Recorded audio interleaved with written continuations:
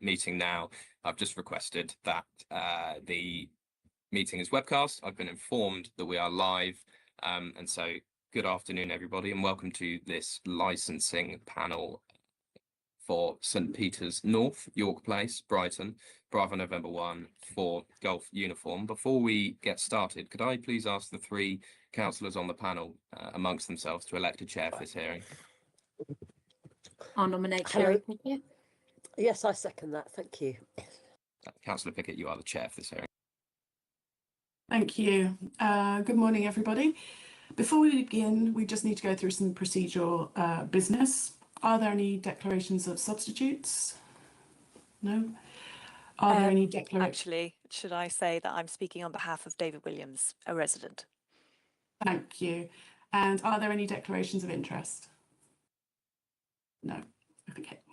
There are no non-public items on this agenda, and therefore we will not be excluding the press and public today for any item. We're being webcast, so everything is in open session. This is an application for a new premises licence for St Peter's North. Before we begin, can I ask everyone to introduce themselves? And can I just say, can I just ask that you keep your microphone on when speaking, obviously, and your camera, as it's really nice to see everybody, and then turn your speaker off when you're not speaking. Shall we begin with the councillors first? Councillor Cattell. Good afternoon. I'm Councillor Julie Cattell, Deputy Chair of the Licensing Committee. Councillor Parrott. Good afternoon. I'm Councillor Parrott for Westbourne and Poets Corner, and I'm a member of the Licensing Committee. And we have Councillor Maclay here today. Yes, Would you like to just introduce yourself? Yeah, Councillor Maclay. I'm one of the councillors in West Hill and North Lane, which is the ward that this licence impacts. Thank you. Emily Fountain. Good afternoon, everyone. Emily Fountain, Licensing Officer, presenting the application for St Peter's North this afternoon. And I've also got my colleague here with me, Corinne Harcastle, who's also a Licensing Officer. Good afternoon, everybody. Thank you. Sarah Cornell. Good afternoon. I'm actually the licensing officer for St Peter's Square today, but just observing this application while it goes on. Thank you. Ian Baird. Yeah, good afternoon, everyone. My name's Ian Baird. I'm the Outdoor Events Development Manager with Brighton Hove City Council and the applicant in this licence. Thank you. Anya Niedring. I'm Anya Niedring. I'm a resident. I'm just living opposite the north of St. Peter's Church, and Tom, the neighbor, arrived now because he can't access the microphone on his computer. Tom, would you like to introduce yourself? You know, when I'm ready, please. I'd like to register a formal protest over the assumption that every member of the public is bound to have the same technologies you have on the council. I evidently haven't got it. I do apologise. apologise. Wasted 20 minutes because of that. Is there another resident there who would like to introduce themselves? There are three of you. Anya, would you like to introduce yourself? So who are we talking about? Me? No, Yes. Either of you. I live with Anya, so I didn't post a formal. I said already, I'm Anya Niedring. I'm living opposite the north of St. Peter's Church. Thank you. And Rebecca Siddell. Yeah, good afternoon. Rebecca Siddell, Legal Advisor to the panel. Thank you. And Sarah Booker-Lewis. Good afternoon, Sarah Booker-Lewis, local democracy reporter for Brighton and Hove, representing the majority of news media in the city. Thank you, Sarah. And I think finally, Mayor Mile. I hope that's correct. Yeah, you closed it. Thank you very much. I'm one of the residents. I'm just gonna show here. Oh, hold on. I hope you can see. No. This is so annoying. Anyway. I think they accidentally pressed leave as they were showing their phone there. Shall we wait for them to come back? Can I introduce myself while we're waiting? Excuse me? Yes, sorry, I thought you had. No, I was registering a protest. My name is Tom Lines. on this noise map that was in the document we sent. Thank you, Tom. Tom, at this point, Tom, we're right, just I live introducing. at the top of the. Yes, Sorry, Tom, at can I interrupt you? Could you? At this point, we're just introducing everybody. Yes, everybody will get the chance to speak. Yes, if you could I'm just wait until I call you to speak. I'm showing where I live on this map in St. Peter's Place on the northern side of it. Thank you. Thank you. I live next to Tom. Sorry, my connection dropped out. I'm Maya Mile. Thank you, Maya. Thank you. Everyone's now introduced. I'll now hand over to the licensing officer, Emily Fountain, to introduce the application. Thank you, Chair. This hearing is for an application for a new premises licence for St Peter's North, the open green space to the north of St Peter's Church. The hours applied for licensable activities are for plays, films, boxing or wrestling, live music, recorded music, the performance of dance and anything of a similar description. Sunday to Wednesday, 10 to 22:30 and Thursday to Saturday, 10 to 2300. Supply of alcohol, Sunday to Wednesday, 10 to 2200, Thursday to Saturday, 10 to 22:30, on and off the premises. Seasonal variations are applied for recorded music, late night refreshment and supply of alcohol. From the last weekend of April, whatever date this falls on, until the first weekend in June, whatever date that falls on, for the Brighton Festival and Fringe. Non-bank holiday Sundays to Wednesdays, 11 to 2300, Thursday to Saturdays and bank holiday Sundays, 11 to midnight. I'll leave it to the applicant to explain the application in more detail. Part M of the application and the applicant's proposed conditions are detailed at Appendix A of today's report, and the plan of the premises is attached at Appendix B. A copy of the existing premises licence, which currently incorporates the area applied for within this application, can be found in Appendix C. 4 representations were received. They were received from local residents. Representations received had concerns relating to the prevention of public nuisance. Full details of the representations are attached to Appendix D. Additional conditions were agreed between environmental protection and the applicant, and these can be found in Appendix E. And a map detailing the location of the area is attached at Appendix F. Additional information submitted by the applicant can be found in the addendum, which has been circulated to all parties. The application for this licence was made when our 2021 Statement of Licensing policy was in force, and therefore had regard to that policy. On the 5th of January 26, a new 5-year Statement of Licensing policy came into force. This policy forms the basis of the papers today and is what the panel must have regard to when reaching their decision on this application. The premises is situated within the Licensing Authority's special stress area as defined in the Statement of Licensing policy on pages 10 to 12 of today's agenda. The panel will also be aware that the Statement of Licensing policy includes a matrix approach to licensing decisions, which can be found on page 13 of today's agenda. This includes a table with provisions for a terminal hour for licence activities for different classes of licence premises in a particular area, recognising the diverse operations and different risks presented by those premises. It is important for the panel to take account of 3.3.4 of the Statement of Licensing policy that each application will be considered on its own merits. Thank you, Chair. Thank you, Emily. Are there any questions in relation to what's already been said from members of the panel? No? Okay. Are there any questions from Councillor Macleay? From what's just been said? Sorry, folks. Can we pause for just a second? I think Julie might have, Councillor Cattell might have dropped out. If you just give me a moment to investigate. Okay, thank you.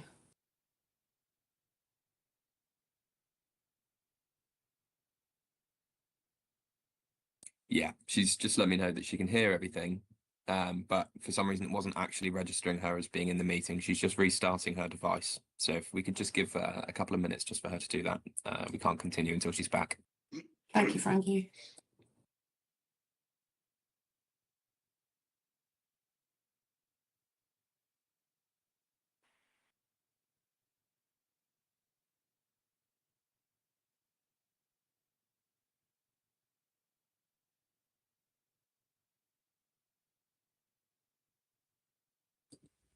Can I just interrupt as we're waiting for Councillor Cattell? I just have to go and deal with one of my dogs. I'll be 30 seconds.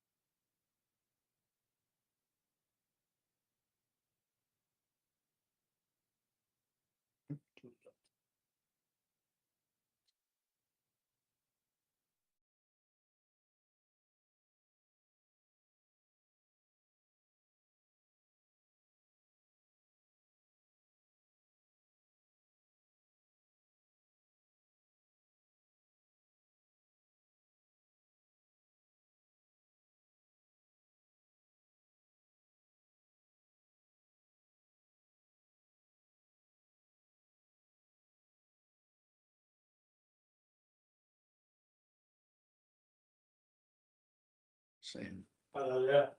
Appalling. Yeah, you're right.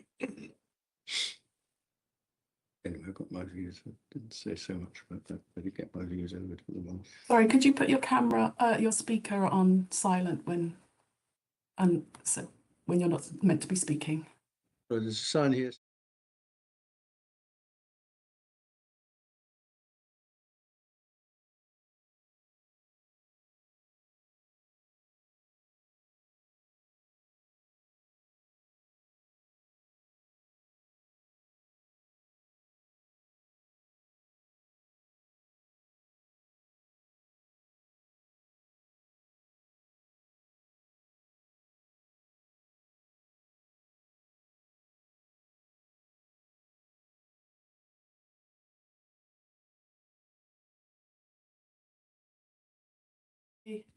I think we had got to the point where I was about to ask if residents had any questions for what had just been said by Emily Fountain.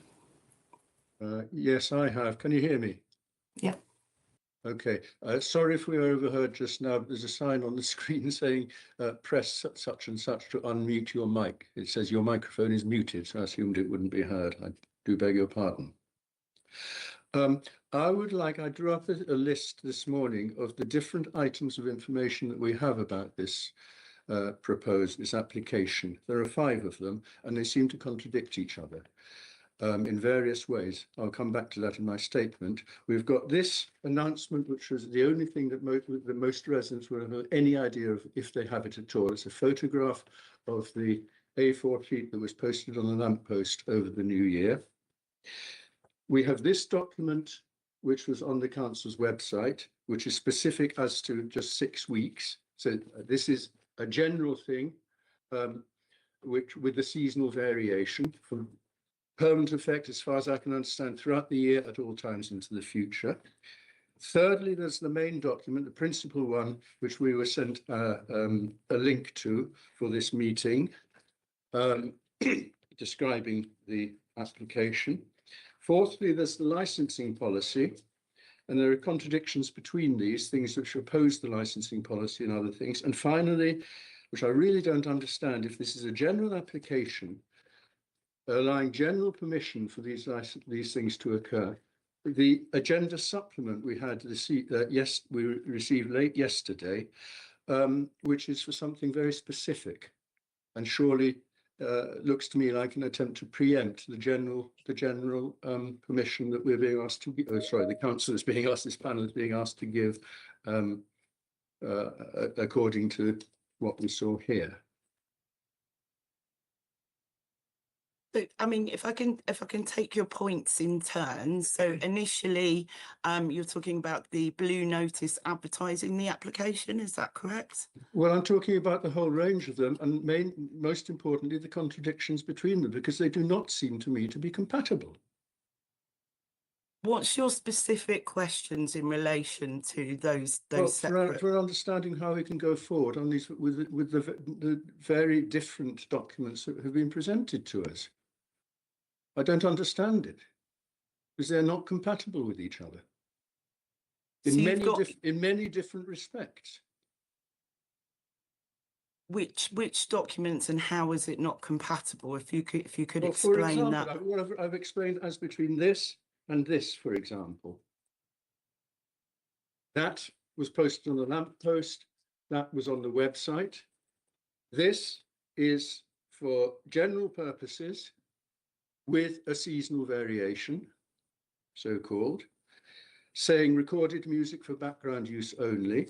This is only for certain dates. It doesn't say anything about any other time of year, but only for the 6 weeks of the so-called seasonal variation. That is on the description page of that application on the website. If I turn, however, to the activities page, it includes the whole series of things that are elsewhere in this, described above that seasonal variation as the general things which would be allowed, including not just performance of recorded music at the bottom of my page here, but above it, performance of live music, which is excluded according to this seasonal variation. I don't understand it. That's just one of the many things. There are other things in the what I call the main document. The third item on it, which I presume is the one that we're basically working from. Unfortunately, I don't have access of it now because I'm not at my computer. But it, for example, this is something, just one example of it. It says for alcohol to be sold on and off the premises, and yet the licensing policy says that for both the city safety area and the special stress area, there should be no off sales of alcohol on new licenses. And there are a number of other contradictions of that sort scattered throughout these documents. I don't understand it. I mean, in my introduction, I explained what has been applied for in terms of licensable activities, and that is what's in the report. So that's what has been applied for. The blue notice, you can't provide all the information on the blue notice, but we do allow people to access the website or to contact us to find more details about that, and that is on the notice. The activities on the website, which I think is the piece of paper that you're holding up, should match up to what I've just said. And the decision around policy and what's inside of policy and outside of policy is one for the panel to make.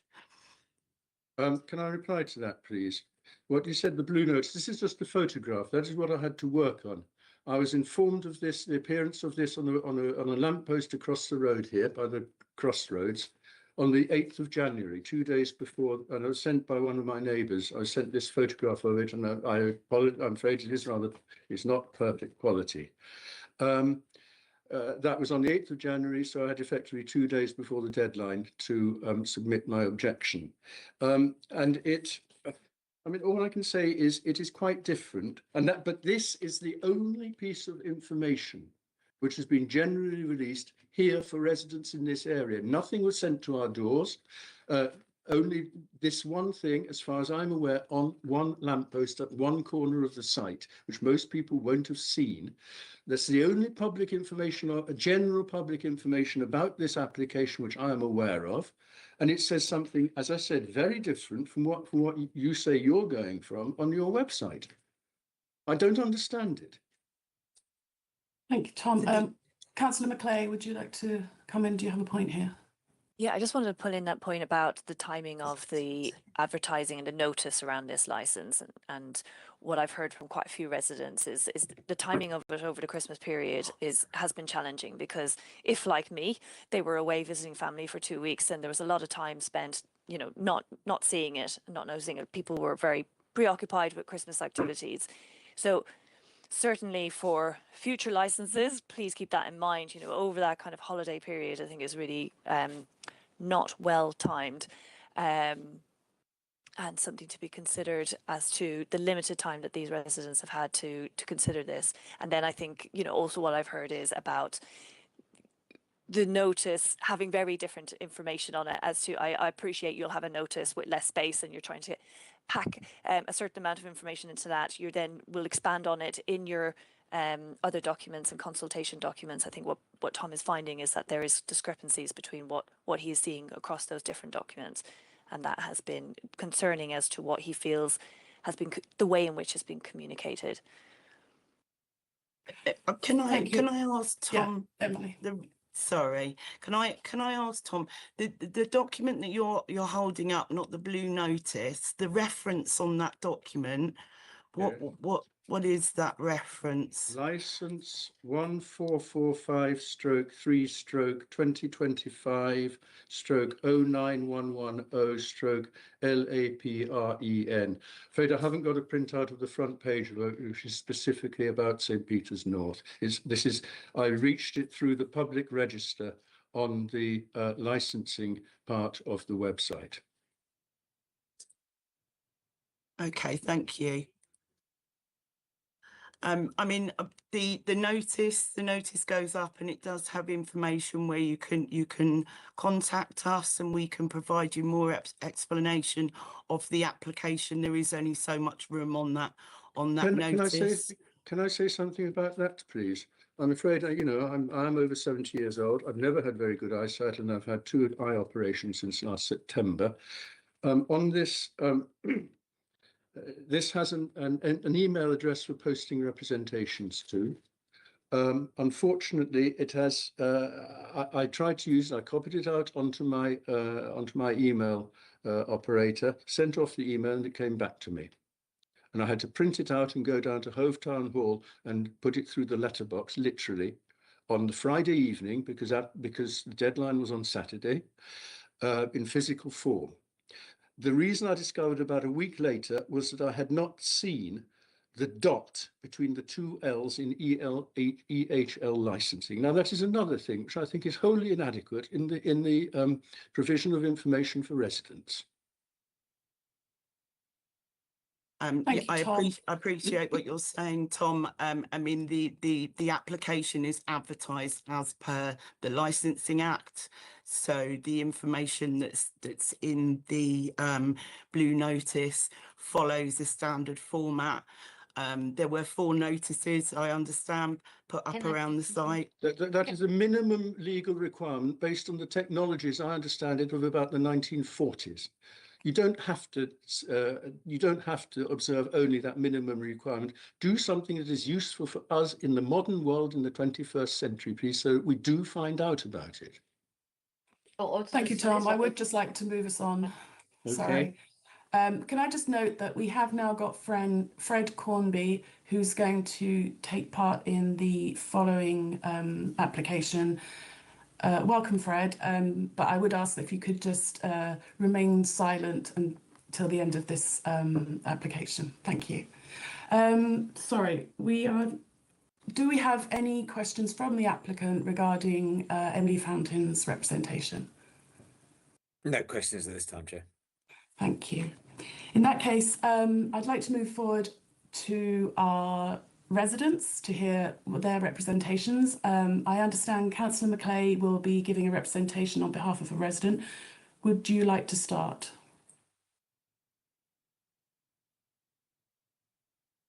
Yes, thank you. So today I'm speaking on behalf of David Williams, who's a resident whose bedroom sits just 30 metres from the proposed licence site. His concern is that this open air high volume event is unsuitable for a dense residential area, and risks contravening his rights under UK law, including respect to private and family life and peaceful enjoyment of his home. In 2023, during a similar event, repeated complaints achieved nothing, and David was ultimately forced to leave his home for 2 weeks due to the noise disturbance. If that is the impact for one adult living alone, he worries greatly for neighbouring families with children.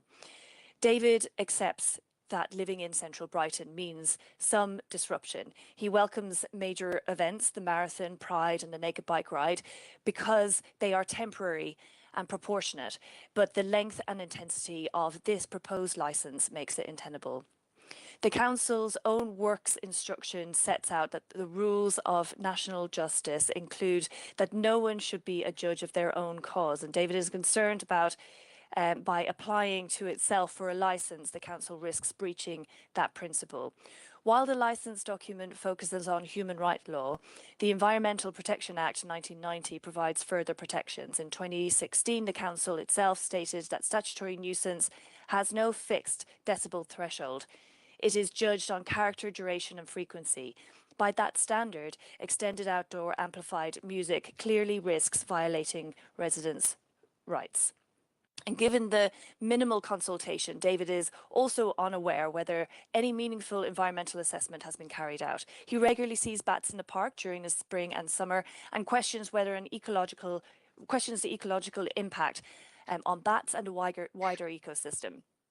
And is wondering if that's been properly considered. Tree-filled leisure spaces are precious in a city like Brighton. With many established entertainment venues available, there should be no need to rely on scarce public parkland. This particular site is not used every year for the Fringe, meaning it cannot be considered essential. Financial gain must not outweigh residents' rights to peace and safety.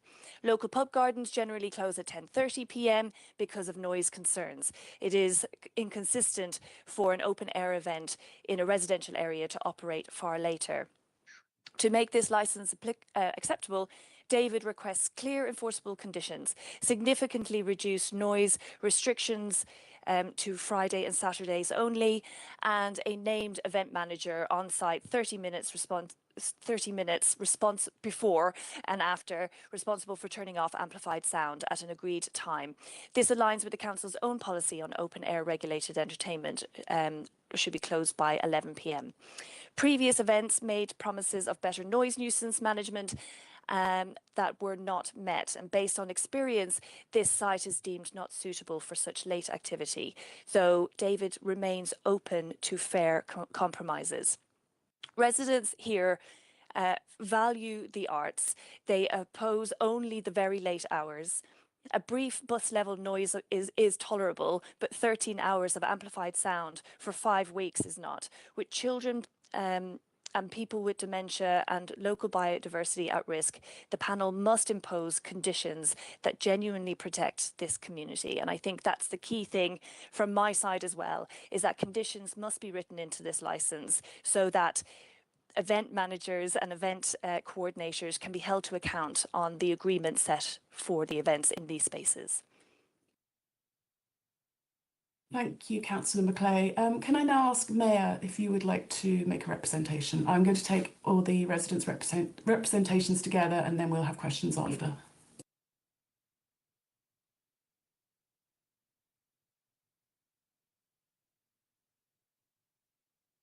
Sorry, you're on mute.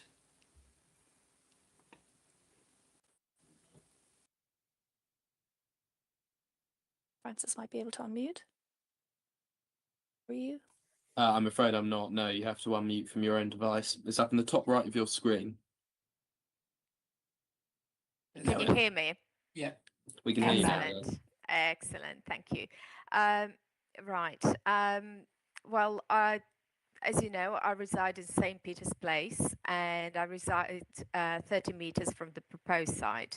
And I'm speaking today because this application in its current form fails to promote the 4 licensing objectives and directly contradicts with City Licensing Policy 2026.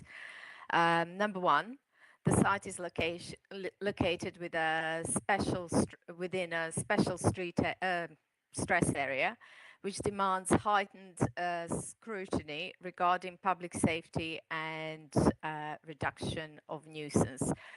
Let me just think. Right. Our history with the outdoor event at this site is one of severe public nuisance. We have recorded peak levels, noise peak levels of 94 decibels in our bedroom, which is well above 30 to 45 required for sleep. Furthermore, we have endured persistent antisocial behavior, including public urination in our garden and littering. These are not theoretical concerns. They are documented in case number 2023/077/NOI/EH, which I forwarded to licensing. And you know, license, this is in your own number, in your own system. And case number 444/914EH. Now, the council policy also must protect the well-being of young residents. We have before and after evidence of the impact on our daughter's education. During the May 2023, when Caravanserai last attended St. Peter's North, our daughter achieved 4 grades below her predicted GCSE outcome due to sleep deprivation and loss of concentration. Now, this is not hearsay. This was documented in case number 2023/00727/NOIEH. In 2025, when the site was silent, our daughter achieved straight A grades in A levels. This proves there's a direct causal link between the venue's operation and measurable harm to a child's development. This May, she will be at home completing first-year university law exam. So she will be actually doing exams again when this event is proposed. Number 3, licensing policy states that in residential areas, authorities should pay particular attention to noise and litter, and that earlier closing times are appropriate. Number 4 is the environmental impact. The previous use of the sensitive open space left the ground so compacted it took over a year to recover. The grass was unable to be seeded. I don't know how it recovered, but this violates the council objective for sustainable city environment.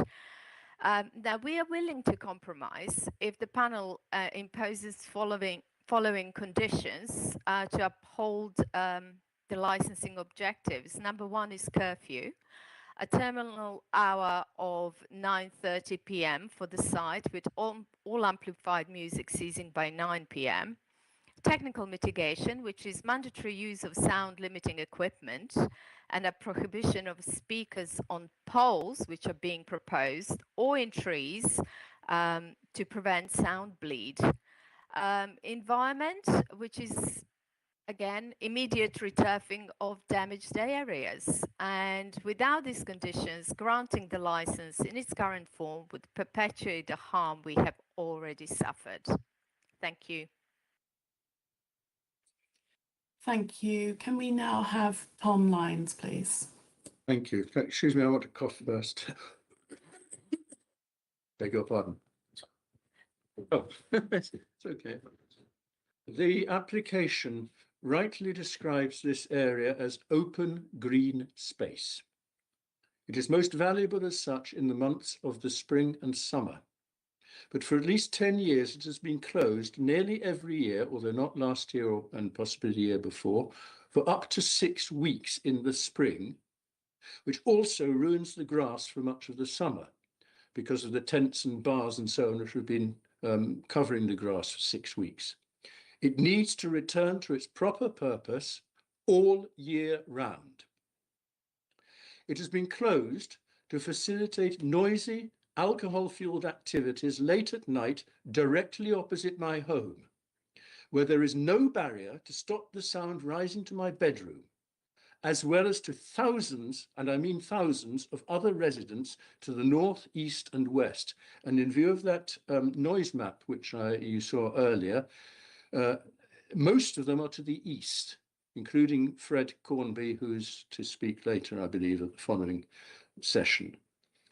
The pounding bass and drum notes, in particular, rise insistently to bedrooms and higher. It is like forced attendance at a stadium rock concert, but for hours on end, day after day, week after week.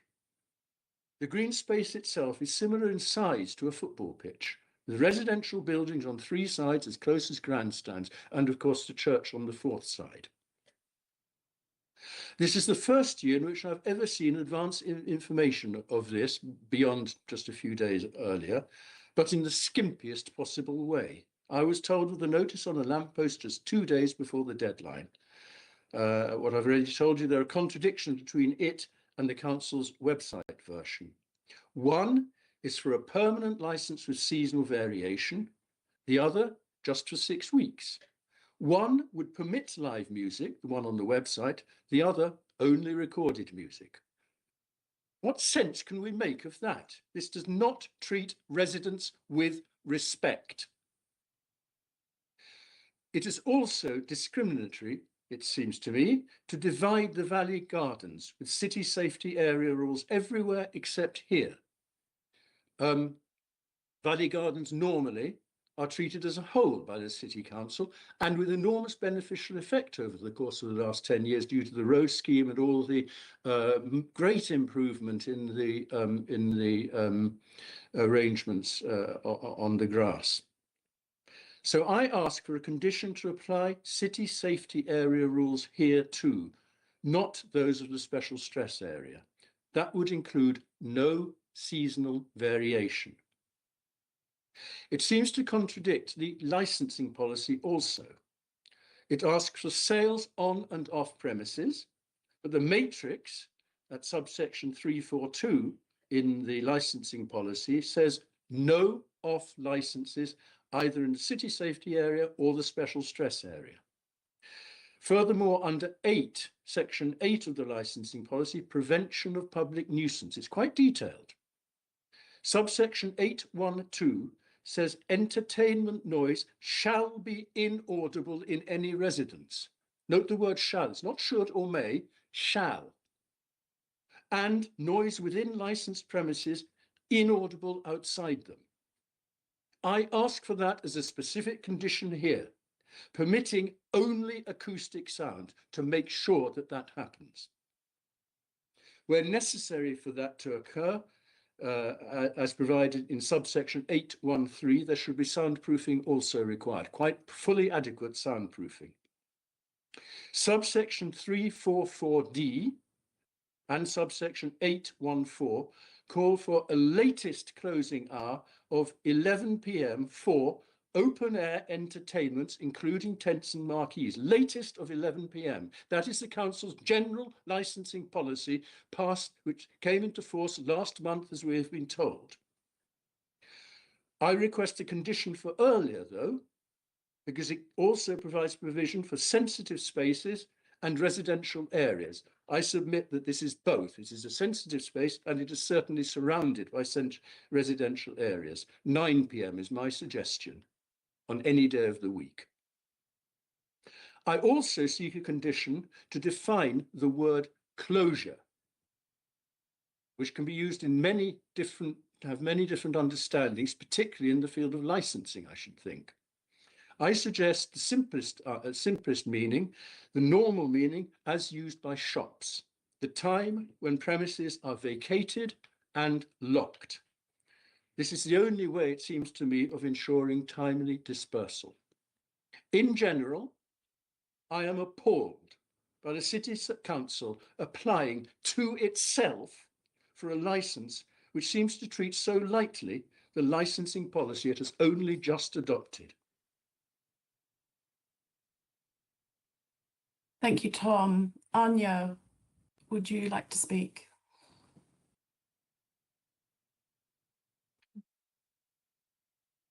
Maybe I just read out my initial statement when I through the neighbor, was aware of the application for the grant.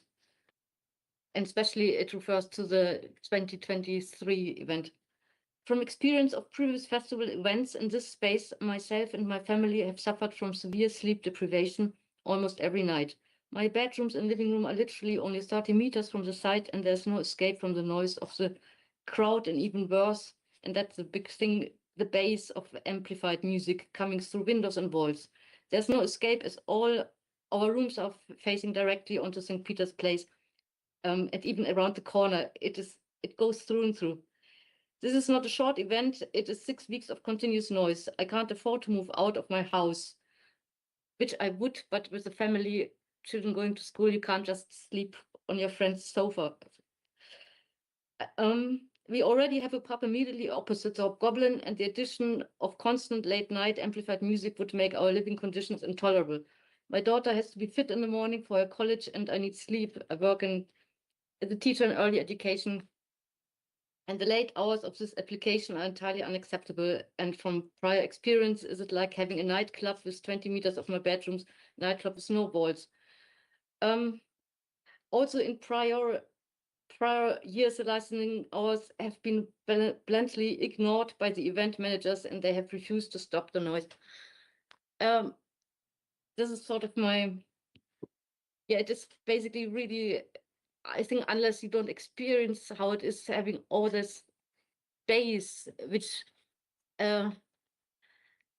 it's just pure torture, really. And the anticipation already that even if it's sad, it is quiet at 11 or 12, and the anticipation that in reality it would not, it makes life really very poor quality of that time. And I was worrying myself, I won't stay another spring, try everything to move somewhere else. But as I thought it would be turned into a nice park where people relax and sit on the grass, I thought there wouldn't be any events put up anymore. So that was a big shock when I heard, okay, it's all starting again.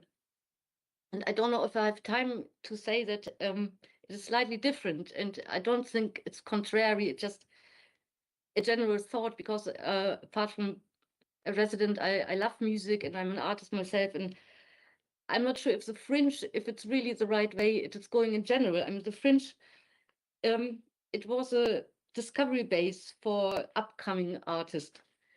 And now I have rather and it was not really, it was independent. It was not relying on big companies pouring money into it to keep it going. Maybe the whole thing is, maybe it's a bit going the wrong way in general, or maybe the council could think that I just went to the Green Door store last night, and nobody's really gaining much of the Fringe, and there are fantastic acts of young artists, and I don't think they even know how to apply to be part of the Fringe, and that was all about it. And even in Edinburgh, people are not happy about their festival anymore. It just sort of goes out of hand, and it just therefore, yeah, it's nice to have big names coming from all over the world or London, but it's not what the Fringe is meant to be. Nice. Thank you, Anya. Do we have any questions from the panel for what's just been said?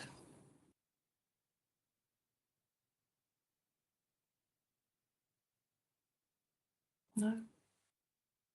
No? I have some questions, if you don't mind. Just bear with me. So in terms of, and this is for all residents, I don't know if anyone in particular would like to answer this question.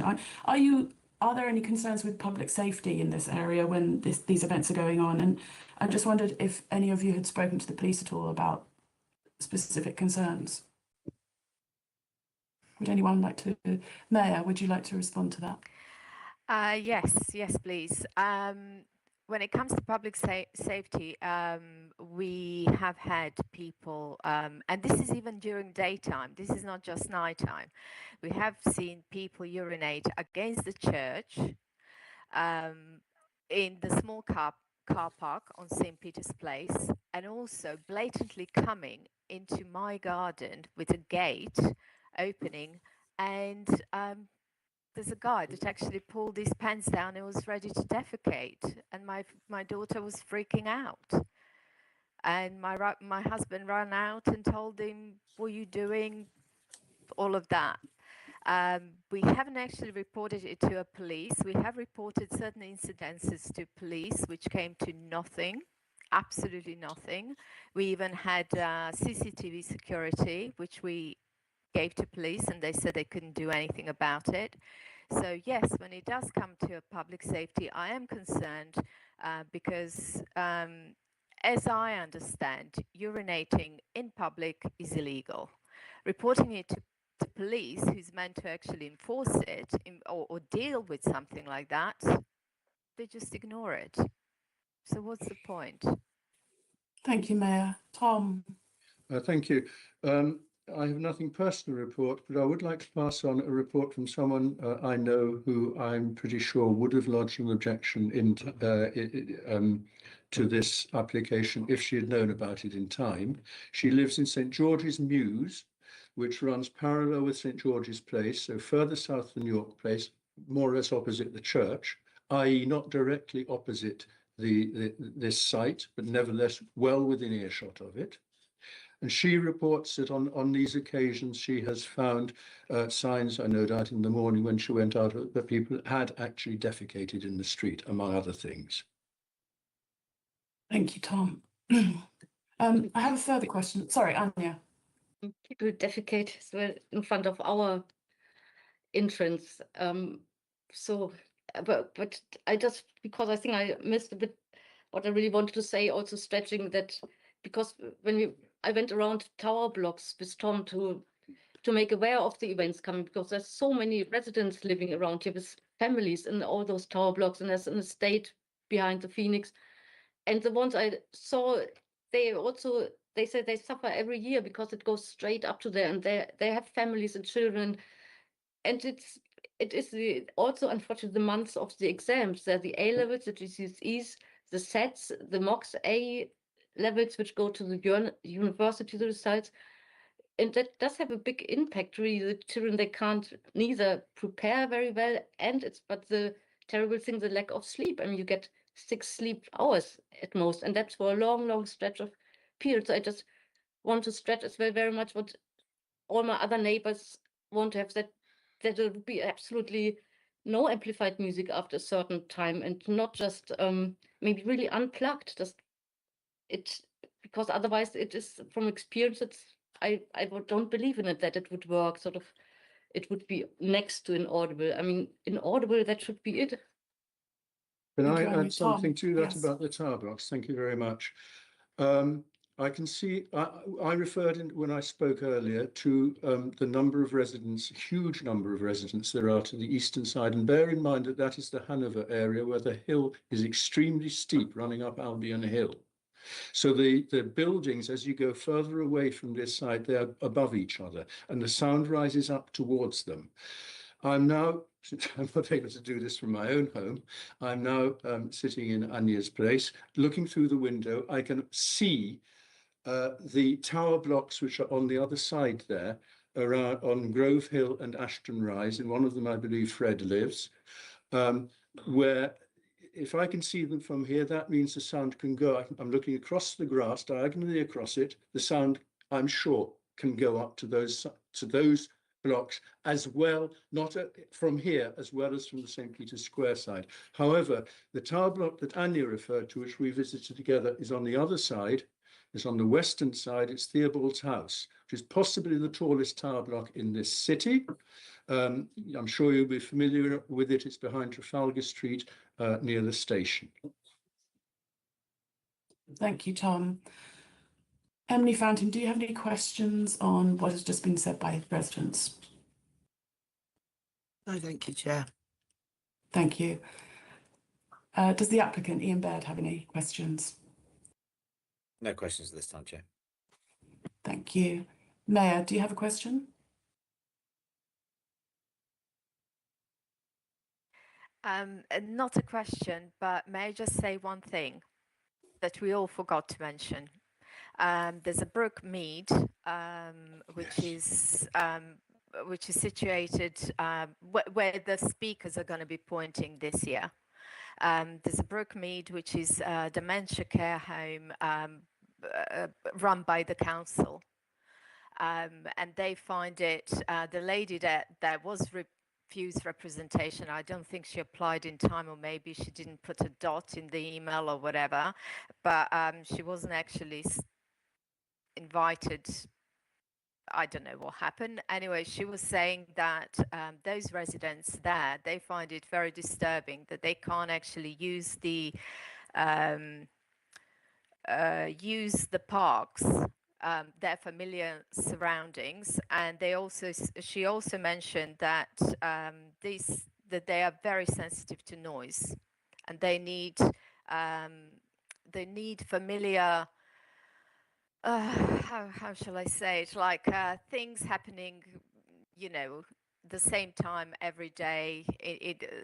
Familiar routine, and having a very loud noise blaring till quite late at night is upsetting for them, and they weren't even aware of this. Can I clarify that? Thank you. Sorry. Can I clarify that, please? I'm pretty sure that what Amaya is quoting is actually a woman called Amanda Worth, who lives in Tamplin Terrace on the eastern side. Now, she objected to, she sent in an objection by the deadline to this application, even though she's on the eastern side, and on the last occasion in 2023, we understand that the amplified sound was directed to us on the northern side of the site, but she heard it the other side of the Phoenix Arts Centre in the east, and she said she was absolutely horrified by what it must be like for us living directly in line of fire of that noise. So she lives in Tamplin Terrace, but she is the woman who pointed out the problems arising for the Brookmead residents, Brookmead being in Albion Street. It's effectively, I think, a continuation of Albion Terrace behind Richmond Place. Thank you, Tom. Can we now hear from the applicant, Ian Baird? Thank you, Chair. I'd like to start, if I may, just to give a little context to the reason for this application currently. Historically, there has been a standing licence for the Valley Gardens that stretched from the Old Stein through to the north of St. Peter's Square. That licence had similar operating hours, but had a longer allowance for seasonal variation, stretching until 2 a.m. Over the past 3 years, where we've had extended consultations with residents in the area, it's been clear that there are very different characteristics to different parts of the Valley Gardens, and a real need to ensure that the area as a whole is used proportionally. So in 2020, at the end of 2025, the decision was made by my team to surrender the existing license in place of dividing the area into a number of defined blocks with different conditions to be relevant to the areas within which they sit. This license we're discussing in this session today is for St. Peter's North. That effectively sees a reduction in the licensing hours by 2 hours in both the usual use and the seasonal variation. So whereas previously weekend hours were allowed to run till 2 a.m, we have reduced this to midnight and to 11 p.m in the weekday, the Sunday through to Wednesday. In reference to licensing policy under section 3.4.2, the matrix under special stress area, the advice is that performance venues should have a license closure of midnight, and grassroots venues, of which we would consider this as part of the fringe, to be under the similar banner of 1 a.m. So we've come short of those recommendations within the matrix with that new license condition. I would also like to highlight that we have offered some additional conditions on this license. So in consultation with our environmental health colleagues, there are 3 new conditions that they recommended that we have been happy to accept. Two of those are around control of sound systems, and the site manager, an accessible site manager, must have control of the sound systems and be able to turn them down when directed to do so, which we have accepted. Also, to note that any other sound producing elements on site, including traders or third-party activations, must also be under the control of the site manager and be able to be turned down as requested. That condition was also accepted.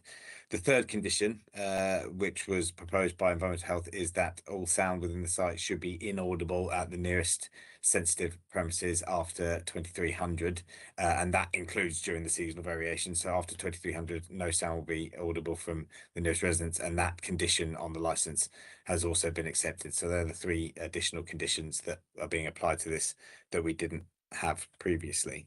I wanted to pick up on a few items that were raised in the meeting that I think would benefit from some further clarification.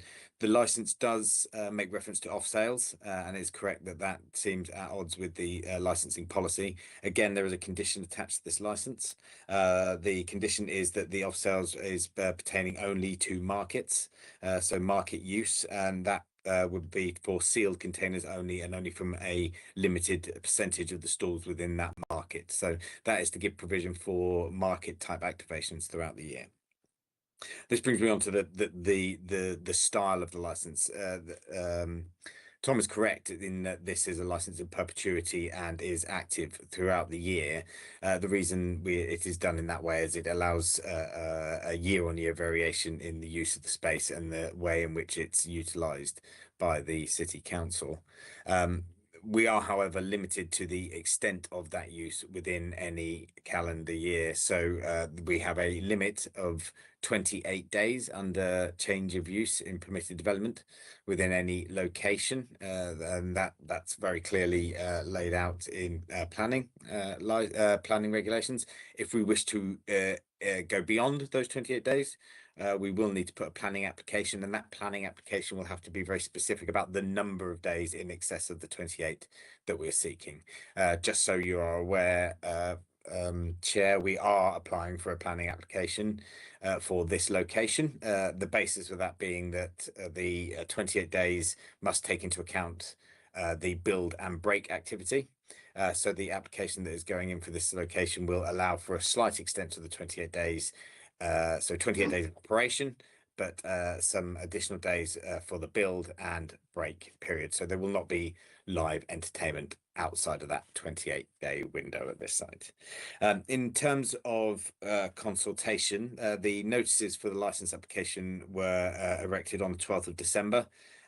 So that was the earliest convenient time we could, after we had conversations at our regular resident forum meetings. For those who aren't aware, 3 years ago, the events team instigated resident forum meetings on a quarterly basis in 4 areas of the city in order to discuss use and development of certain areas of the city.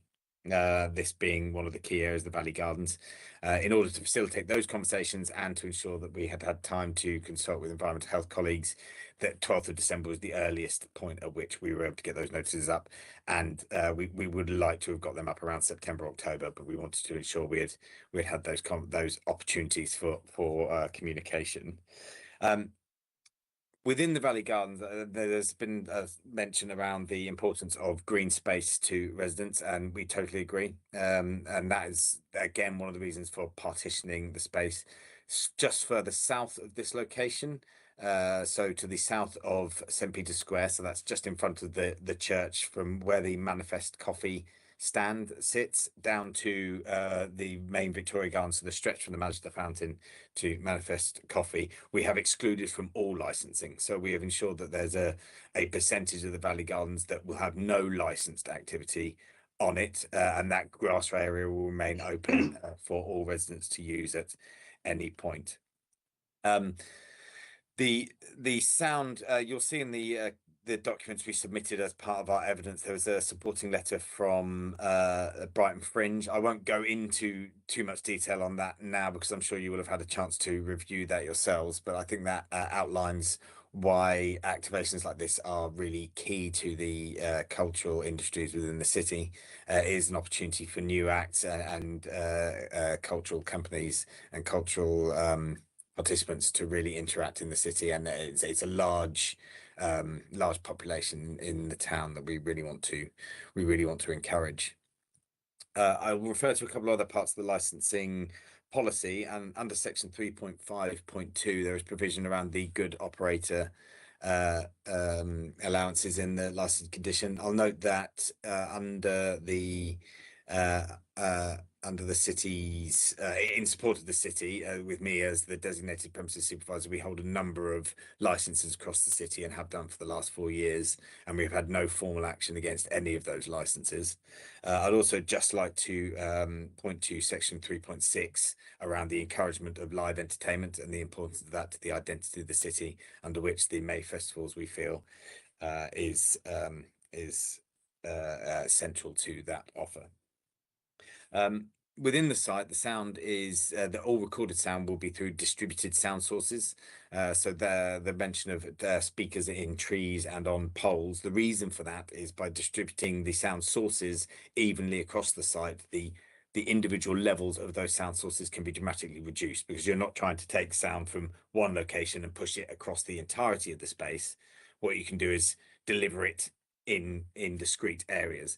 So the reason for that distributed approach is that the overall level can then be reduced. Finally, I'd just like to make mention of the conversations we've had with Sussex Police, who note in terms of public nuisance and prevention of harm have not made a representation on this licence. Both in conversation with the BCRP and Sussex Police, there is agreement that activated spaces generally are safer spaces in our city. That's evidenced by the drop in antisocial behaviour seen with the reactivation of Dalton's Bastion on the seafront, where a venue was opened up below. This was an area where we had significant antisocial behaviour and substance abuse, but by opening that up and using it for late night entertainment, that was dramatically reduced. And it remains our belief that by activating spaces and giving really good activity, we can see really good outcomes in terms of those outputs. Finally, I'd just like to talk about the proposed activation for 2026 itself. Although this isn't integral to the license itself, and the license is about potentially many more uses of the space, I think referencing specifically the caravanserai that we're proposing in 2026 is helpful in understanding the types of use we might have. While this has the same name as what we saw in 2023, this is a different operator, and I think it's very important that we highlight that. This operator has a really proven track record in city centres and greenfield sites, and have shown a real commitment to ensuring that residents' concerns are put central to their approach. As you'll see, the sound propagation maps, again including the evidence pack, they have been carried out at ground level, and propagation estimates at 10 meters at height, and so it's a 3-dimensional sound distribution map. Some of the things they hope to include this year in this activation: first, to say that the site will remain free to enter as it has been in previous years, so we are not effectively losing that space. Anyone is still welcome to come in and make use of the space. There'll be additional chairs, additional toilet facilities that will be of benefit. There will be a restriction for under 18s after 2000, so 8 p.m. That's for the protection of children. And the daytime programs will be primarily around family-friendly and youth-led activity, along with some free-to-attend activities. So there is a real opportunity for some of the communities nearby to join in and take part. There is a hope for a weekly Sunday makers market within the space, again encouraging the creative industries within the city. Opportunities for local schools and youth groups. And open use of the space requires theatre groups, book clubs and community ensembles. So anybody who is within a community group who would want to make use of the space, they will be able to book that for free. Some of the benefits of this activity beyond the creative industries, there's an estimated £200,000 spend within Brighton and Hove based businesses, for including accommodation, infrastructure and facilities. Approximately £250,000 spend with regional suppliers supporting on-site outlets and facilities, and approximately 100 FTE or full-time equivalent roles created in the city for the duration of the activation. I hope that's given some context to what we hope to achieve, and I welcome any questions. Thank you, Ian. Members of the panel, Julie Cattell, would you like to ask the first question? Hi, Ian. Thanks very much. First of all, I'm still thinking about the problems about people urinating, etc., outside of the sites. Would it help? Would it be possible if we could have a few, individual loos dotted around outside on the street? Like builders do, for for projects. That's my first question. I've got another one, but answer that one first. Yeah. Thank you for the question. I think that's really helpful. The issue with having individual toilets placed on the street is that they have a fixed capacity, and if they're out in a public space, they tend to reach that capacity very, very quickly, and there's less oversight of the safe use of that. So toilets within the space, we have facility within the space to have mains connected toilets, so they're flushing toilets, so the waste is conveyed away. Outside of the space, they would have to be of a porta potty type affair. It's hard to secure out in a public space, so they are at risk of toppling, which is I've seen and not something I would recommend. They are also at risk of becoming overfilled. There is also a risk around people being encouraged to go into the toilets and no direct security oversight of how that facility is being used. So I would shy away from that personally. What we are looking at is how we incentivize people to use the toilets within the site. Unfortunately, when people have had one or two drinks or have had a good night celebrating with friends, they tend to take on some of the personality traits of younger children. And I know that any of you who have children will be aware that encouragement to take a wee before you leave is something you get very used to doing. So that's something we're looking at within these sites is some reminders, some encouragement to make use of the facilities on site. Also to make people who are passing the site, so aren't necessarily within the site, aware that there are toilets available. So this is an additional resource for people who are moving to the city, that, hey, there's some public toilets here that you wouldn't normally have. So our hope is that we can actually have a net positive benefit on that. And I note that Maya talked about, the dark corners of the car park at the back of the gardens being used as a toilet that she had seen.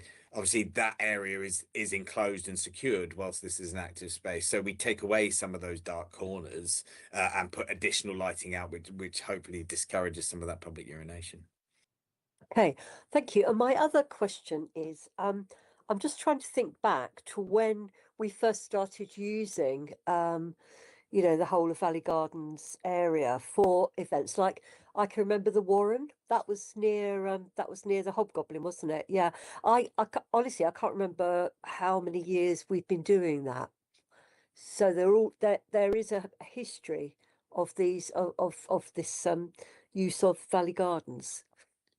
There is, yeah. There's a historic use, particularly at Victoria Gardens, which was the license that was granted without hearing earlier at the end of last month. That's one of the areas that's primarily been used. This area north of St Peter's Church was used on 2 occasions as the Warren before it then grew and moved to Victoria Gardens. Was used in post-pandemic. It was used in 2023 for the caravanserai, after which we were aware there was some operational difficulties and things that needed to be improved before we were ready to take a new activation in that space, which is why we're now coming with some far improved license conditions and some much stricter noise management controls in place. That's why we're coming back now, and we didn't want to just run with the license that didn't have those controls in place. We wanted to surrender that license and come to you today with a new stricter license. Thank you very much. Thank you. Councillor Parrott, do you have any questions? I do. So I'm just for clarification, this feels like quite a different operation from what's been in place previously, or have I missed the point? I would say in intention, it's very similar, but in terms of the way the measures we're putting in place to constrain it, yes, it's quite different. Yeah. You know, the inclusion of rest days, the removal of the really late night activity. Yes, yeah. So it's quite different in that sense. Yeah. So we're not really comparing apples with apples. We're kind of comparing some slightly different things. And the other thing, how many complaints have we had previously? You know, during these events, what's been the intensity of complaints that we've had at the time about noise and problematic behaviour? Because I do notice that the police aren't here, and they are normally at every licensing panel I ever sit on. Yes. I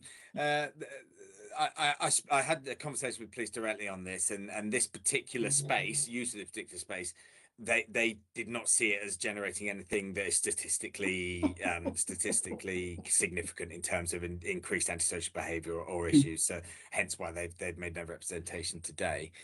In terms of noise, there's various different measures of that, which makes it slightly complicated.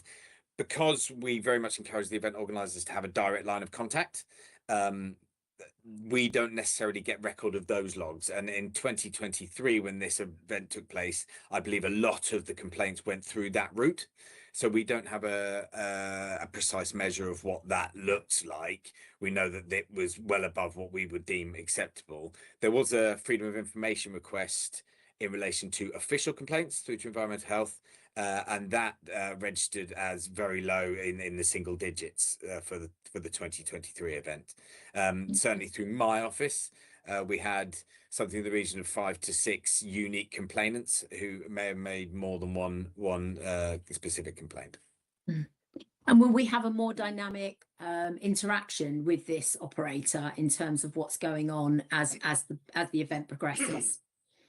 Absolutely, yeah. We've already established through their operating procedures a far more involved connection. And in addition to that, as I mentioned at resident forum meetings, we've also now introduced the Your Voice portal, which obviously environmental health aren't necessarily available for live response outside of hours.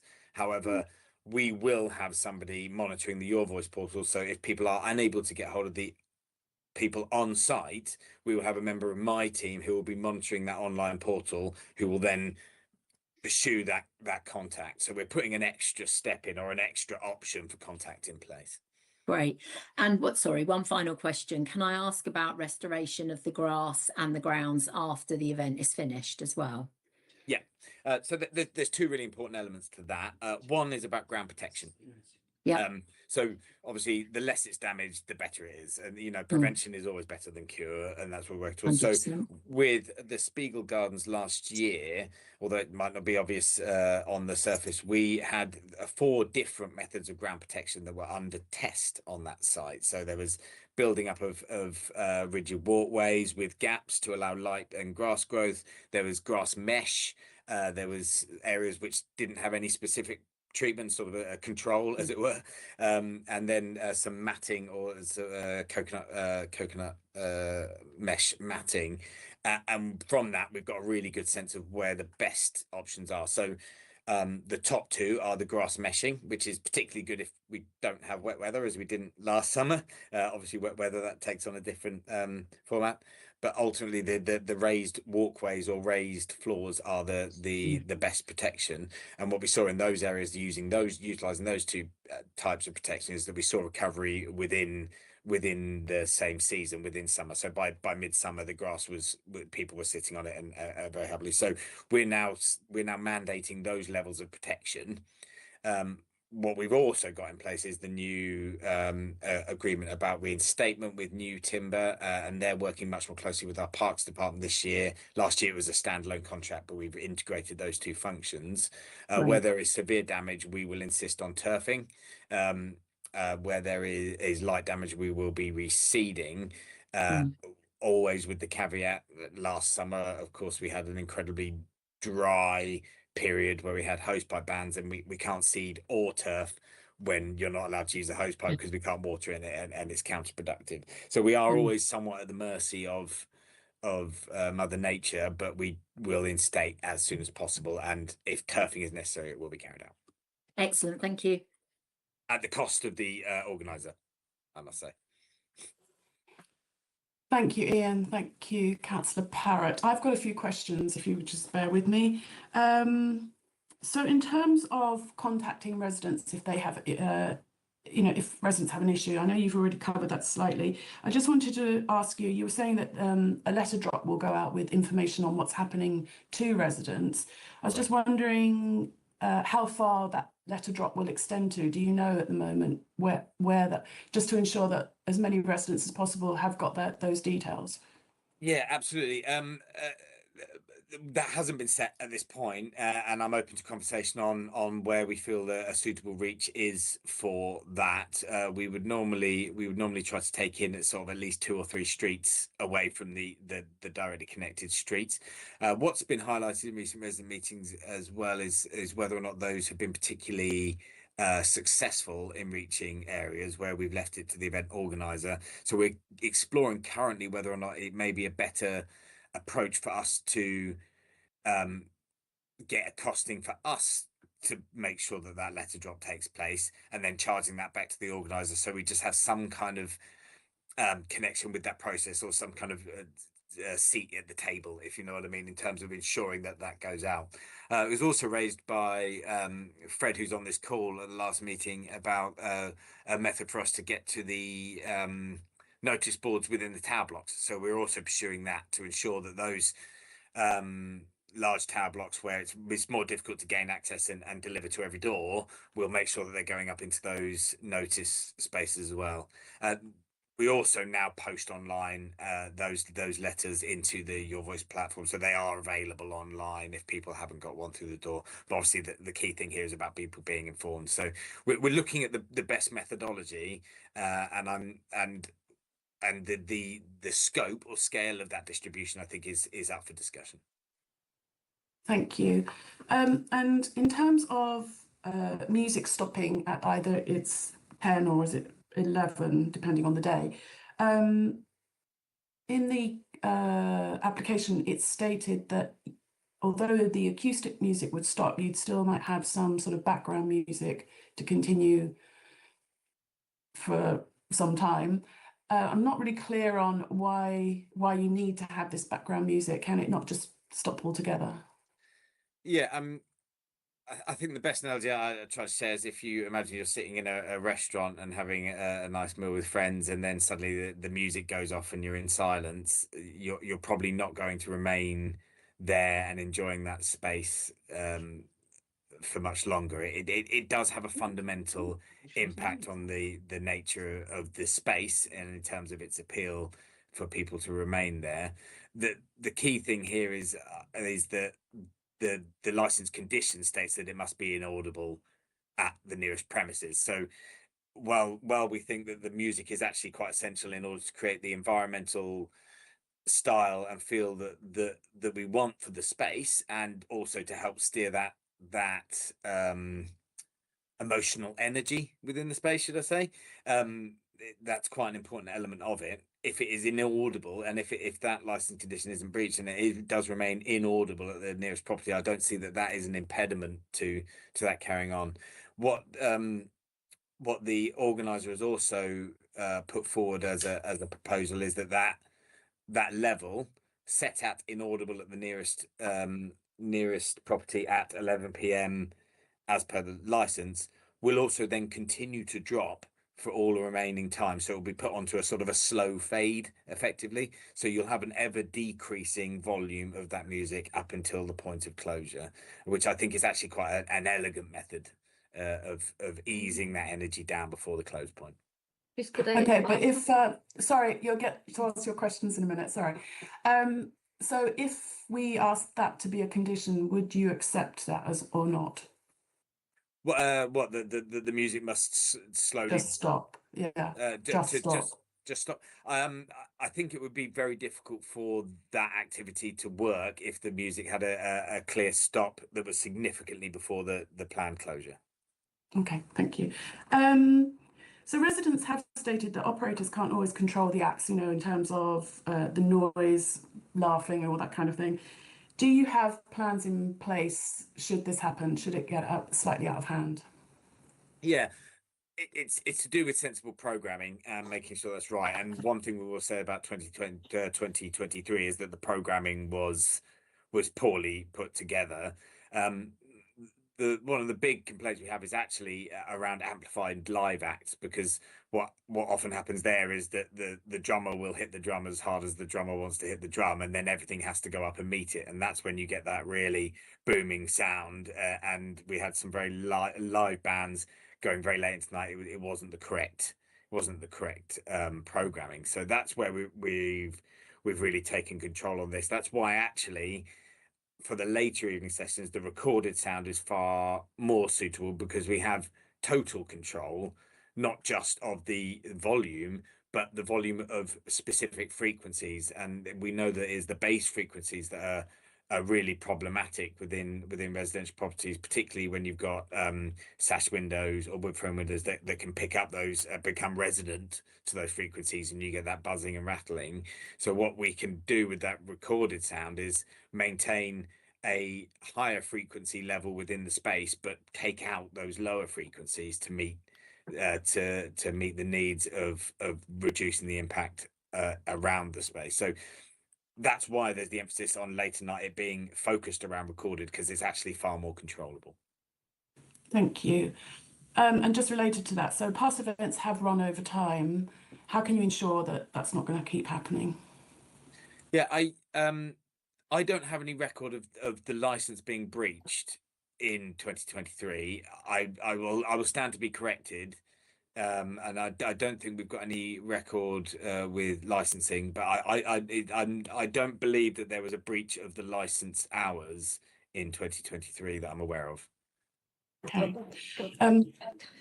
Sorry, you can come back when it's your turn. Okay. In the past, organisers have temporarily put in some sort of soundproofing in residents' houses. Is that still available for this year? I think, frankly speaking, if that's required, it's failed. I think actually we should be making sure that sound remains at a point where that's not necessary. And I think if we're at the point of needing to put that into people's houses, the sound management has failed and it needs to be reviewed. So I think if we get to that point, then we need to fundamentally change the way sound is being managed on the site. Okay, sorry, I've got just a couple more. The paperwork that's submitted for the caravanserai suggested a dedicated community liaison officer. Is this person already sort of in place, and how will residents be able to get in contact with this person? Yes, she is already in post, and she attended the residents' meeting at the Phoenix Community Centre last week. So she has made herself known. She's Brighton resident and local, and has been involved with live music events and venues regularly throughout the last few years. There will be various methods of communication. There'll be a phone number, there will be a WhatsApp group, and there will be an email address. So they're the three primary contact routes. She will also be available in person on site during opening hours. Maybe not every single one of them. She might have to have one night off, but there will be a deputy in her place if that's the case. So they will be very present. Thank you, Ian. Emily Fountain, do you have any questions for the applicant? No questions, thank you, Chair. Thank you. Sorry, I'm now going. Sorry, Kerry. Could I just ask one more question of Ian? Because he just mentioned that meeting, the residents' meeting. How well attended was that, and how did you publicise it? And were any of the people on this call actually at the meeting? Thank you. Yes. Thanks, Kerry. There's two routes to public meetings.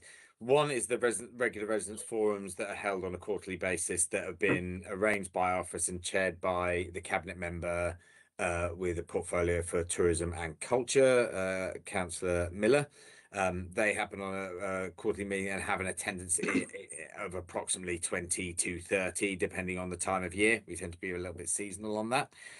The meetings that were arranged by Councillor Winder were specific in relation to these license applications and took place over three weeks. On a Tuesday night, I was in attendance for the first two. I wasn't in attendance for the one this week, but the first one had an attendance of around 15. The second had an attendance of around 20 or 25. I haven't got the exact numbers, and all of the people on the call today have made representations were at both the meetings I was at. Thank you. I'll now call upon Councillor McClay to ask your question. Thank you. And yes, thank you, Ian, for setting up and being part of those public meetings and consulting with residents. I think it has been really needed. And one question is, if we were to find that, because you've been doing these public meetings for the last 2 years, and over that time, the ones that I've attended, I've seen that things have been mentioned, promises have been made. They've not always been, managed to be delivered on.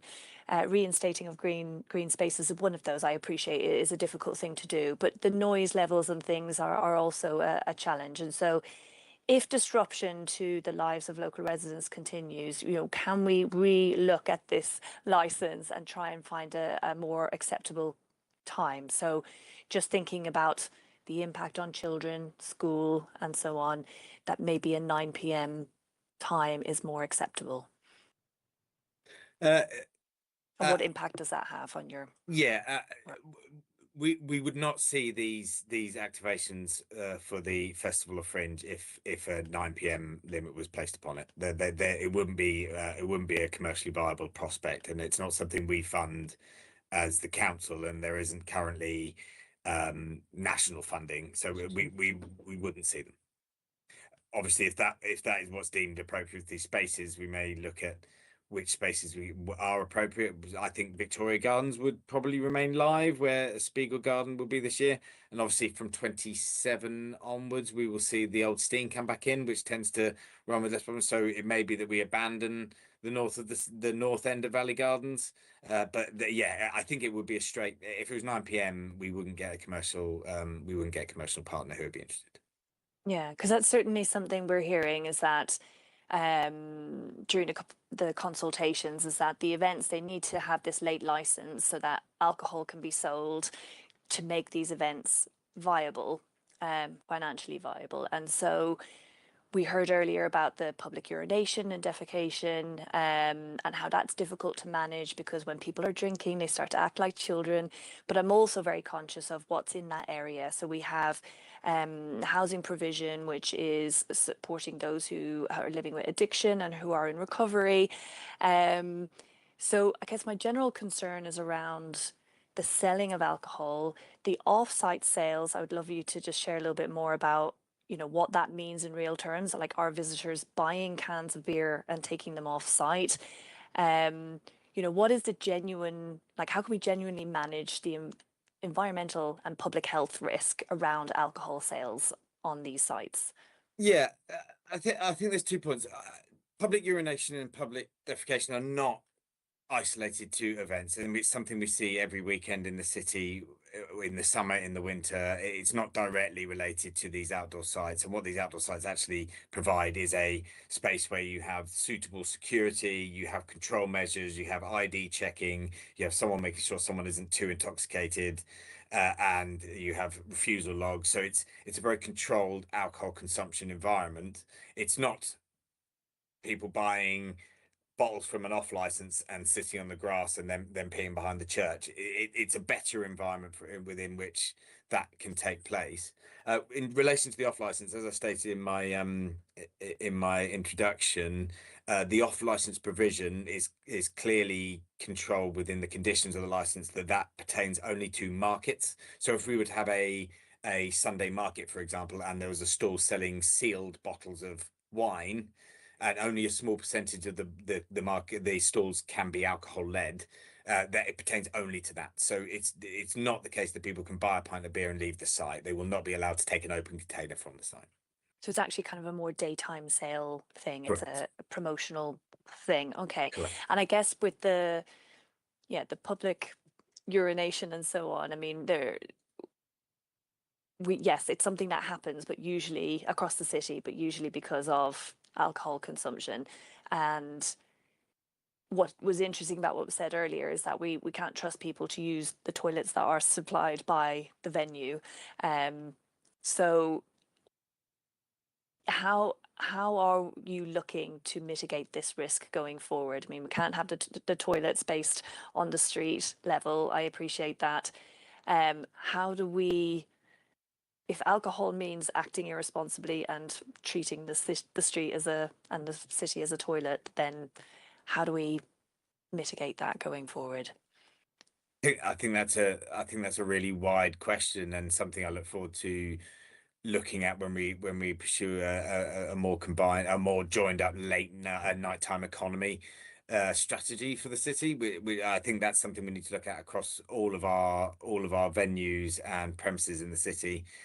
What this space does allow for is quite a playful approach and an encouragement approach. We can't mandate the use of a toilet, but what we can do is encourage and make it very available, which is probably more so than existing premises where toilets tend to be tucked away out the back. We can signpost these very clearly by the door, encourage people to use them before departure. I think public urination tends to never be malicious, but tends to be due to not planning ahead on departure, and that's what we need to encourage. We need to make people have that thought process as we leave, and that's something I think we can work with in quite a playful manner and quite successfully. It'll be interesting to see what impacts that has, but it's certainly been it's certainly something that's got both the proposed operators and us from a wider events perspective really thinking about how can we incentivize, I think. Thank you.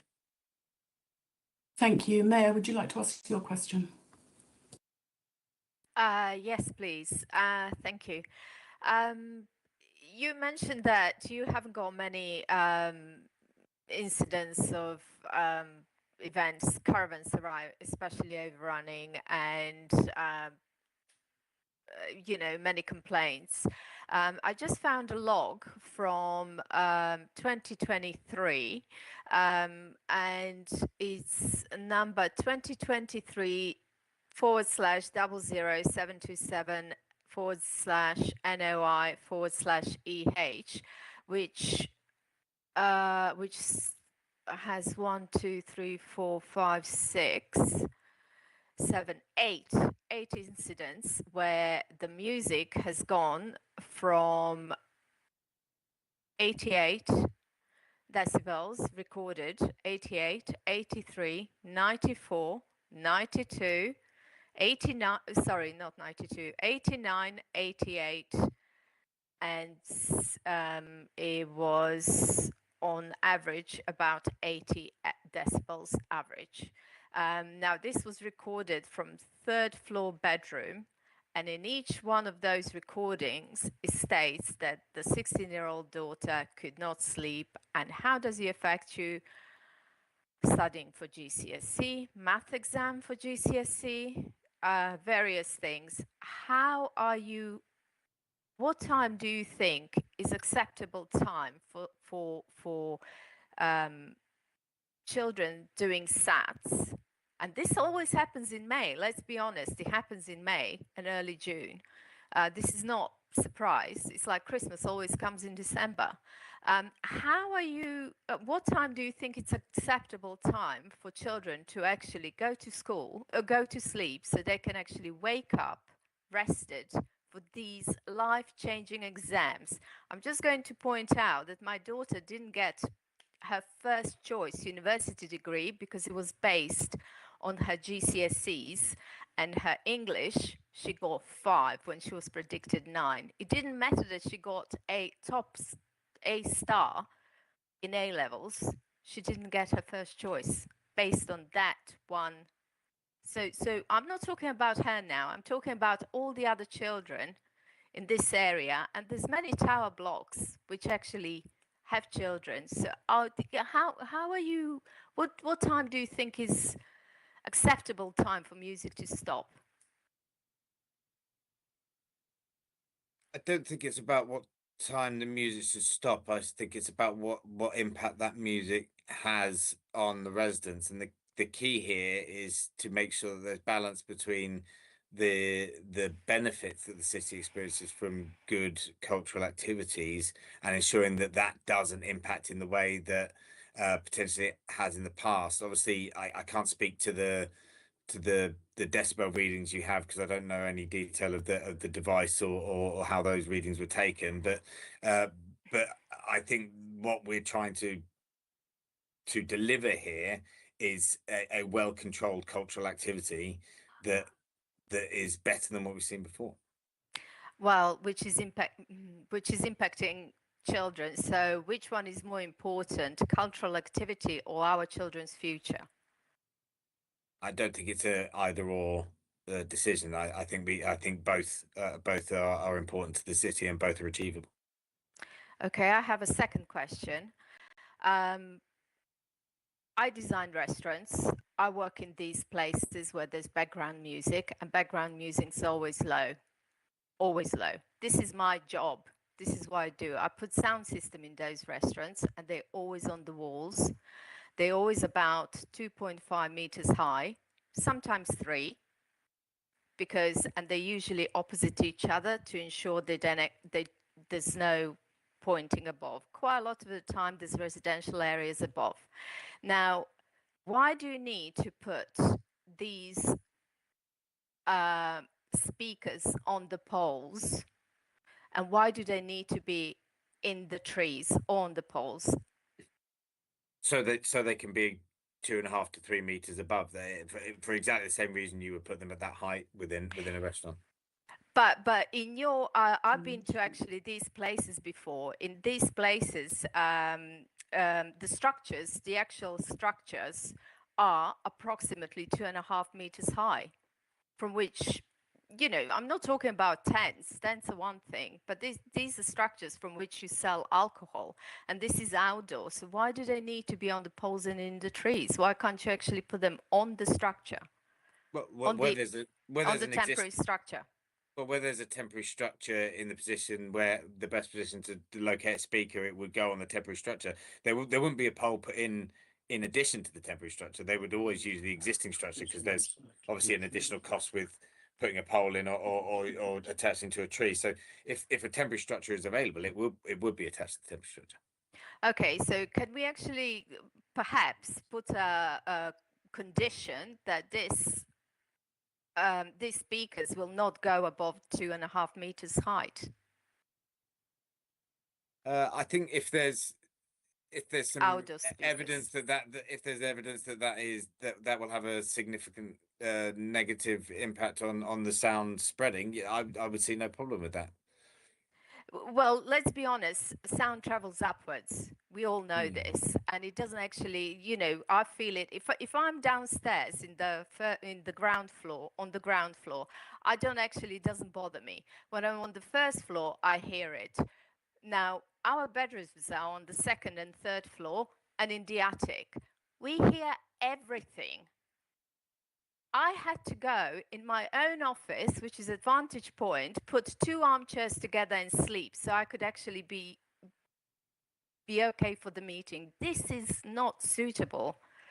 This is just not right.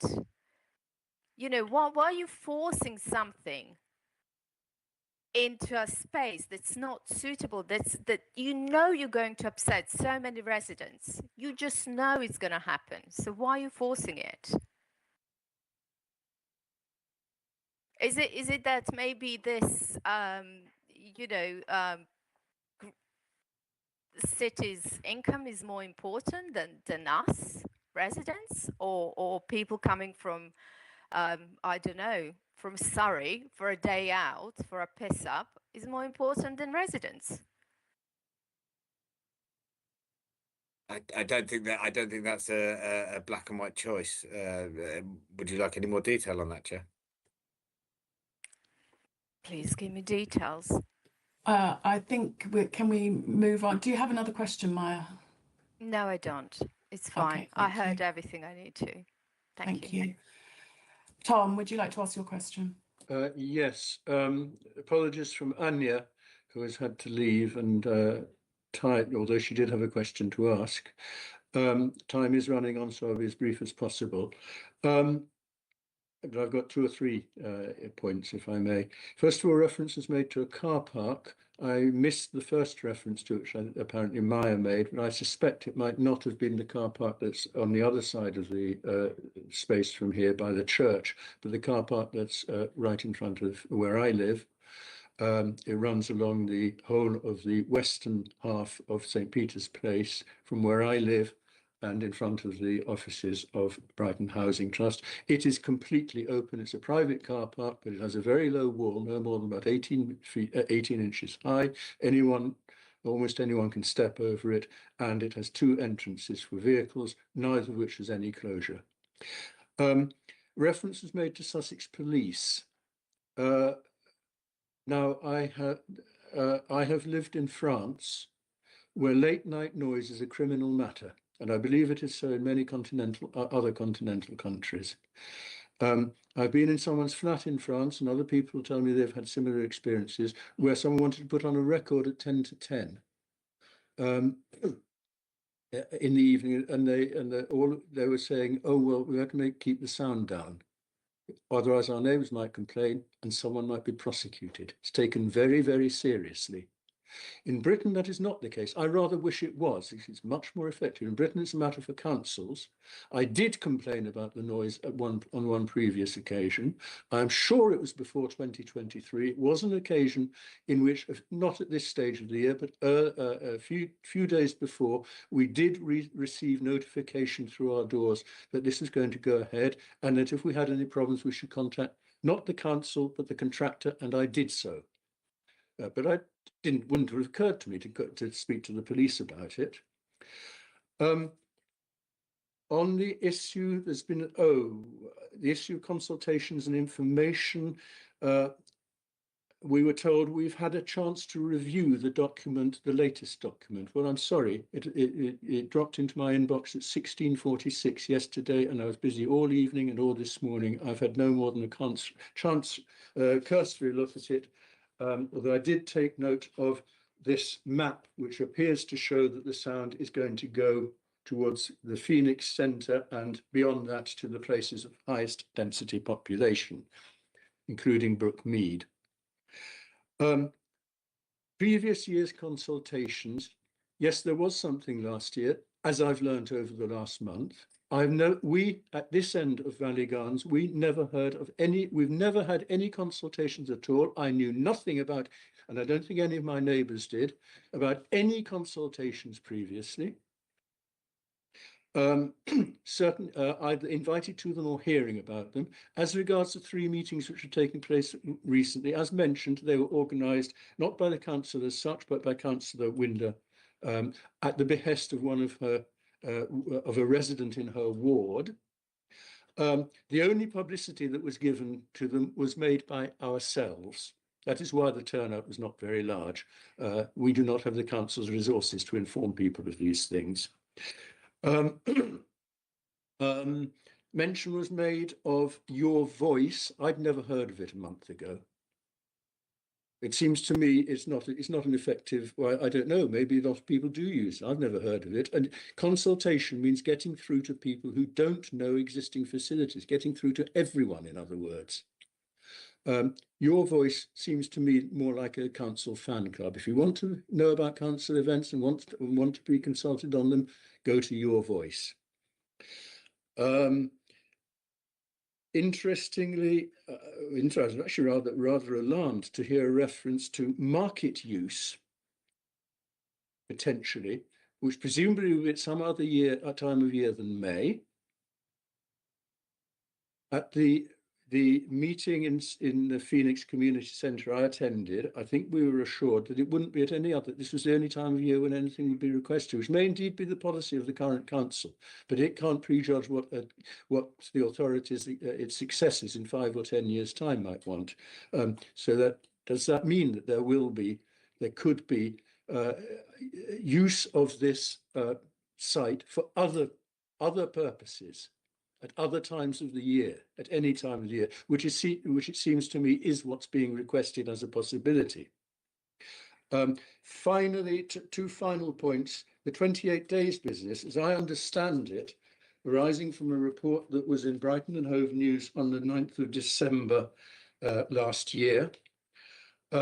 This was arising from a decision of the High Court on the noise from at events of this sort in urban parks.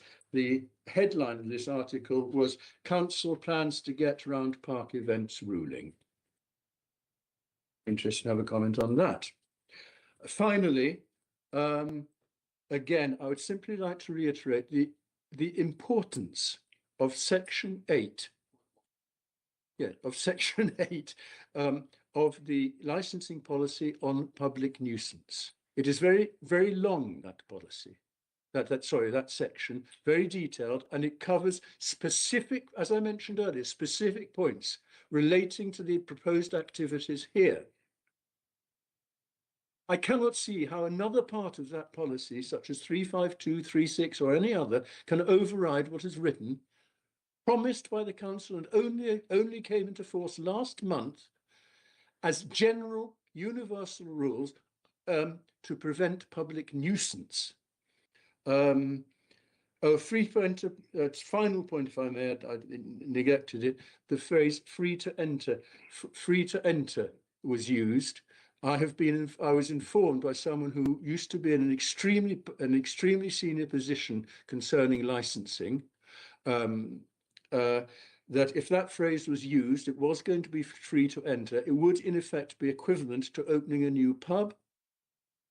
And the licensing policy says no new pubs, as I understand it. I may have been mistaken. I'm ready to be corrected on that. Thank you. Thank you. Sorry for speaking for so long. Yes, Charles is pointing out to me one part of the public nuisance thing, Section 814, about entertainment in the open air and so on, which I mentioned earlier. Thank you. Ian, do you have a response? Only that 8.1.4 says that regulated entertainment should end at 2300, and that is in case the proposal background music, which is what is proposed post 2300, is not regulated entertainment if it's below conversational level. Sorry, I haven't got it in front of me. I cannot check that because I'm not at my computer. Maximum closure hour 11. Maximum closure hour is 11. Closure at 11. That's what it says. I'm told by Charles, who has it on his phone at the moment. That has just been decided by the council as a general rule. Yeah. So the no exceptions. Why is there an exception for the council? Council allowing itself to break its own rules, which it has only just passed. How can that be acceptable? Sorry, Chair, just to be clear, the clause reads, generally, regulated entertainment in the open air, including tents and marquees, should have a maximum closure hour of 2300. As stated, the regulated entertainment would end at 2300. Thank you. Well, I don't understand English in that case. Earlier goes on, as I said earlier, second sentence, which has not been read out, earlier hours may be imposed in sensitive open spaces or near residential areas. What both Maya and I have submitted is the suggestion that they have to be imposed here because it's a sensitive open space, not a very big one, and it is surrounded by residential areas inhabited by thousands of people within earshot, as I said earlier. Thank you, Tom. We'll bear that in mind when we're making our decision. Thank you. I'm aware that time is running on and we're running out of time. I'm just wondering if we should take a break at this point. I'm just going to ask Rebecca if she thinks that that's a good idea, or should we go through straight to summaries? Through you, Chair. I mean, it's really up to you if you'd like a comfort break now or want to go to summaries. Sorry, anyone who wants a break can put their hand up now. In that case, we'll go straight to summaries. As we move on to summaries, can I remind all parties that at this point you should not be introducing any new information that has not already been raised as part of your representation. Please try to be as succinct as possible, particularly in terms of time. With residents, I am aware that there's quite a few of you. I'm just wondering if you'd like to choose one person to give a representation. Could I suggest, I can only speak for myself here. I think I've made my point perfectly clear. I have nothing to add. I don't know if Mayor would want to summarise anything. Okay. Mayor, would you like to represent residents? I wouldn't know exactly how to summarize. From what I understand, yeah, okay, I will represent. Or maybe Councillor McClay will be better suited. She's gone. Yeah, Councillor No, she's here. I'm about to shoot off to do the school run. But yeah, I think. But sorry, Councillor McClay, it's, we have to start with Emily Fountain first. Sorry, go on. There's a process. Okay, thank you. So you'll give you'll do the one for the residents. Yeah. As long as it's soon, because I have to run to school run. Emily Fountain, would you like to give the summary? Thank you, Chair. You've now heard from all parties present for this application for a new premises licence for St Peter's North. Licensing guidance states that in determining the application with a view to promoting the licensing objectives in the overall interests of the local community, the licensing authority must give appropriate weight to the steps that are appropriate to promote the licensing objectives, the representations, including any supporting information presented by all the parties, this guidance and its own statement of licensing policy. It is important to note that each application will be given consideration on its own merits. After considering all the relevant issues, the licensing authority may grant the application subject to such conditions that have been agreed. If the panel decide to grant the application, then any conditions added to the licence to meet the licensing objectives should be clear, precise and enforceable. Alternatively, the licensing authority may refuse the application or part of the application on the grounds that it is appropriate for the promotion of the licensing objectives and or against our statement of licensing policy. Thank you, Chair. Thank you, Emily. Councillor McClay, would you like to give your representation on behalf of residents? Yeah. First thing to note is that residents are generally not anti-events. They're not against these events happening. It's the time of closure. It's the disruption they've experienced and neighbours have experienced the last couple of years. So lived experience that they're basing their concerns on today. It is the impact it's had on families, residents in the local area, and particularly kids. That is a key concern as well. And so conditions and the conditions that have been asked for by residents today, I really hope that the panel will consider that today.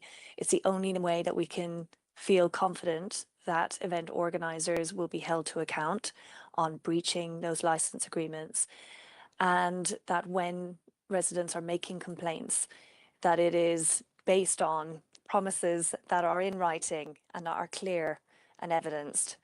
So please support them with building in those conditions into the license and making them very clear so that those who are organising events are held accountable. And I think that's ultimately it. I think it's really about, there's a contractual agreement. Let's make sure that we're keeping people to account. And if there haven't been environmental assessments done, particularly for the impact on biodiversity, nature, for those residents who are living in the home for dementia, and the impact on children in the area, I really hope that they will be done and they will be considered. They're very vulnerable people living in the area and they have been impacted from what we have heard as councillors in the area. Thank you. Thank you, Councillor Maclay. Ian, would you like to give your representation as the applicant? Yeah, thank you, Chair. Just to sum up, I just would like to highlight that significant work has been done over the past few years to review how we use spaces and how we can strike a suitable balance to support the industries and the communities within the city and residents the same. The reason we are here at this hearing today is because we have taken that responsibility very seriously. We have surrendered an existing license in order to present to you a license with some very well considered and well drafted conditions attached to it. These have been drafted in conversation with our environmental health team in order to meet the needs of the residents in the area. There is new guidance for noise at outdoor events as that has been released by the environmental health team.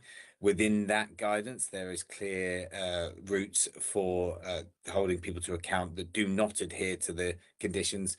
We also have a clear policy where we can ensure that licenses are enforced where conditions are not met. So my submission to you is that while there has been failures in the past, the conditions and the position we put forward with these licenses are compatible with the needs of residents and do have the teeth to ensure that enforcement can take place where necessary. Thank you, Ian. Thank you, everyone. We've now heard from all parties, and I now move to any closing comments from the legal advisor to the panel, Rebecca Siddell. I don't really have anything to add.